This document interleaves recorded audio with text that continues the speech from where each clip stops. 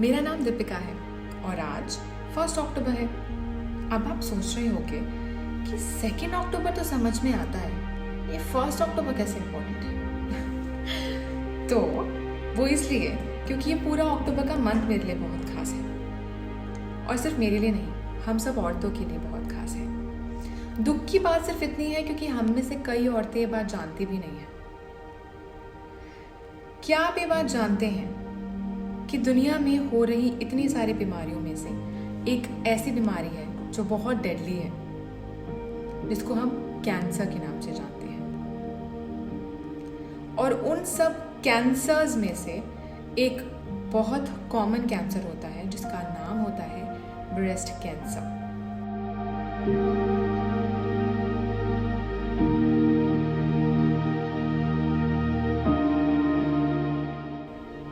अक्टूबर का महीना उन औरतों को डेडिकेटेड है जो औरतें अपने ऊपर ध्यान ही नहीं देती।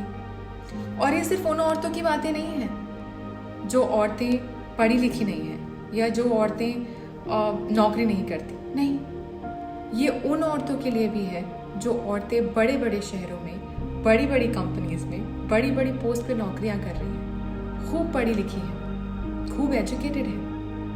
लेकिन आपको ये जानकर ताज्जुब होगा कि ऐसी लड़कियां और ऐसी औरतें भी कई बार छोटी सी चूक कर जाती हैं। ये मैं इसलिए बोल रही हूँ क्योंकि उनमें से एक मैं हूँ। आज से 3 साल पहले मुझे ब्रेस्ट कैंसर हुआ था।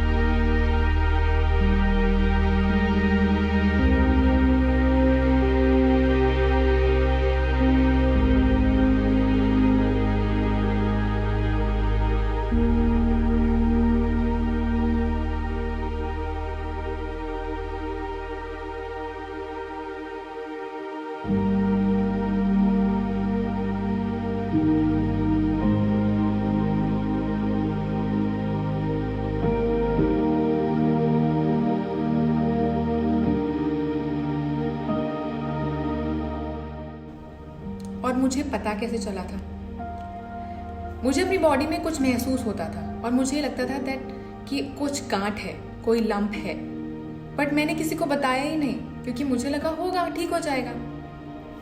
तो आप वो लेवल सोच सकते हैं कि हम इंडियंस, हम ऐसी सोच के साथ पैदा होते हैं कि हमारे अंदर ये इनबिल्ट होता है कि हमें तो कुछ होगा ही नहीं,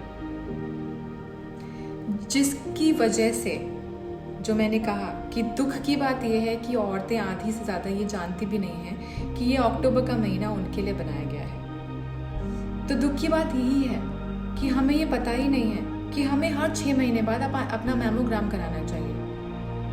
हमें ये पता ही नहीं है कि हर साल में एक बार हमें अपना बॉडी का पूरा फुल बॉडी टेस्ट कराना चाहिए। क्योंकि हम सारे इंडियंस ये सोचते हैं कि जब होगा और जो होगा मुझे कुछ नहीं है, पर होगा तो देखा जाएगा।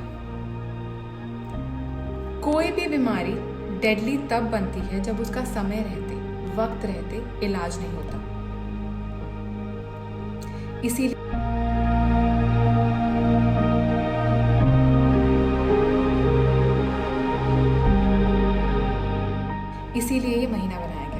This whole month.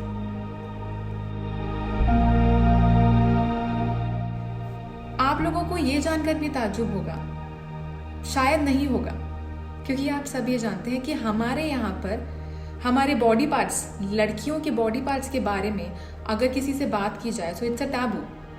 आप नहीं कर सकते, अपने बड़ों से बात नहीं कर सकते, अपने बाप से बात नहीं कर सकते।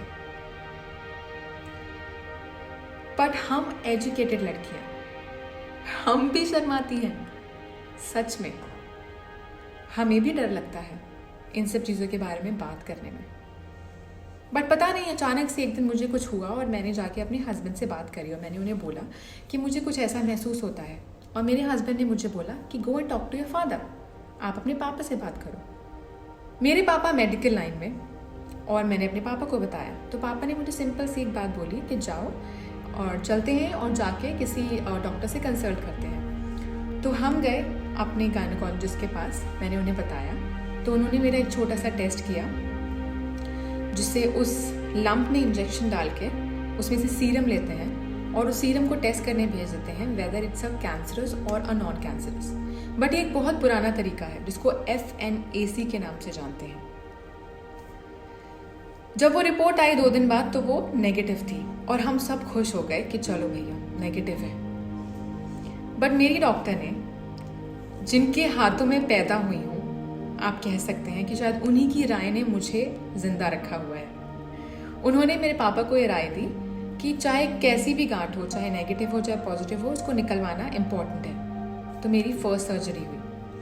मेरी पहली सर्जरी में जब वो गांठ निकाली गई तो फिर वो गांठ को टेस्ट के लिए भेजा गया, जिसको हम बायोप्सी बोलते हैं। बायोप्सी के बाद जब रिपोर्ट 10 दिन बाद आई तो मुझे किसी ने कुछ नहीं बताया।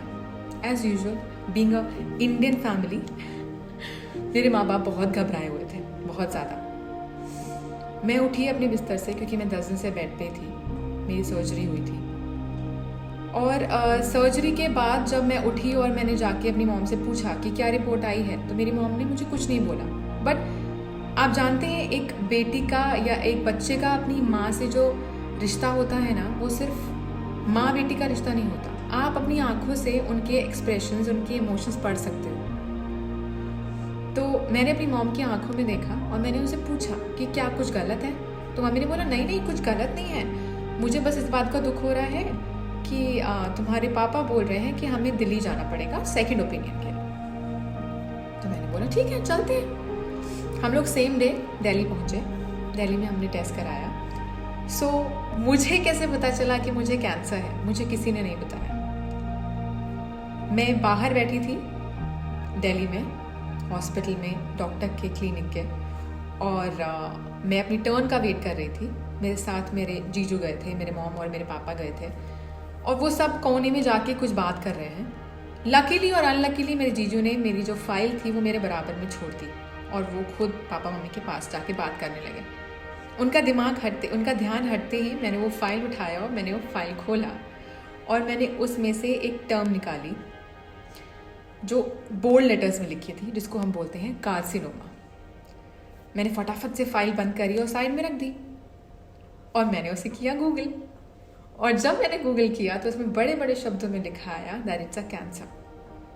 That's how I came to know कि मुझे कैंसर हुआ है। बट मैं घबराई नहीं, मैं डरी नहीं। जब मैं अंदर गई डॉक्टर से मिलने के लिए और डॉक्टर ने मुझसे पूछा क्या आपको पता है कि आप यहाँ क्यों हो, तो मैंने बोला हाँ मुझे पता है। और मेरा एक इकलौता सवाल मुझसे सिर्फ इतना ही था, मैं ठीक तो हो जाऊंगी ना?